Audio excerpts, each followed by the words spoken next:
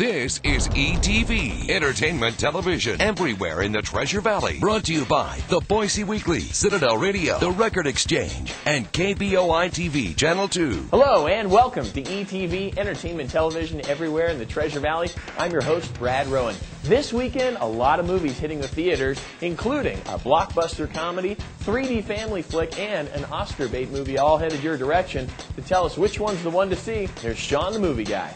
I have to get back to Los Angeles. Have you ever seen the movie Forrest Gump? Yes. He ran across the country and he was pretty stupid. I have faith in you. The director of The Hangover is back with another R-rated, raunchy road comedy called Due Date. Robert Downey Jr. plays a man trying to get home to his pregnant wife, and fate conspires against him, forcing him to hitch a ride with Zach Galifianakis, the co-writer from Hell. You better check yourself before you wreck yourself. Due Date certainly has some laughs, but the trip itself is more tedious than hilarious. It's just not on the same level as The Hangover, almost as if they ran out of jokes halfway across country. This movie works because of the chemistry with Robert and Zach, but ultimately in the film, it's that sort of butting heads and that tension that we get a lot of the comedy from. This week's Oscar bait film is the big screen adaptation of For Colored Girls Who Have Considered Suicide When the Rainbow Is Enough. Featuring a who's who of prominent African-American actresses, the film explores issues of sexuality, violence, spirituality, and the discovery of one's identity. Let the showdown begin!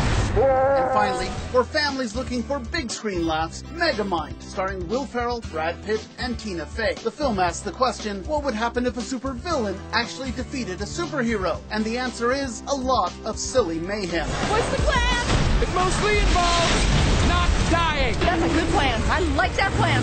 And that's what's new at the movies this week. I'm Sean McBride, the Movie Guy for ETV. And Sean the Movie Guy joins us now. Sean, tell us, what is your pick of the week? You know, it's kind of an interesting week because I think the Due Date will be good for some people that are looking for a raunchy comedy, and certainly Megamind will be good enough for families looking for some 3D adventure.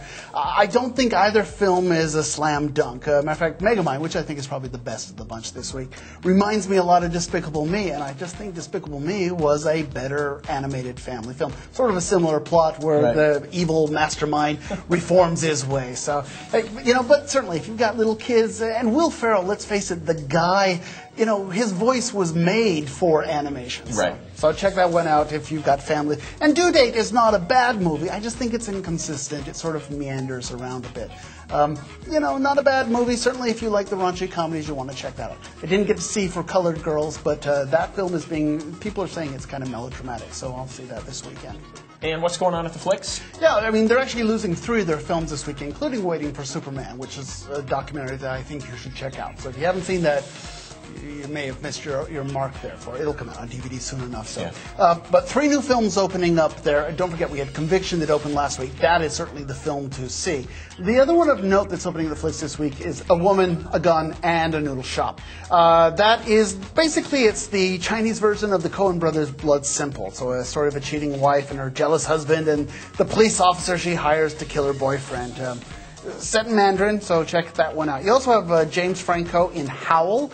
He stars as Allen Ginsberg in 1957 San Francisco when his poem Howl went on trial for obscenity.